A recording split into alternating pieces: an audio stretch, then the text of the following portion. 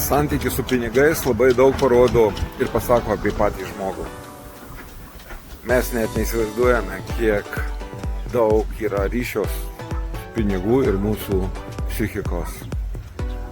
Jeigu geriau pasistudijuotumėt, suprastumėt, kad jūsų pinigai susiję su jūsų baimėmis, su jūsų galimybių suvokimu, su jūsų santykiais, jausmais, savivertę, pasitikėjimu ir daugeliu dalykų.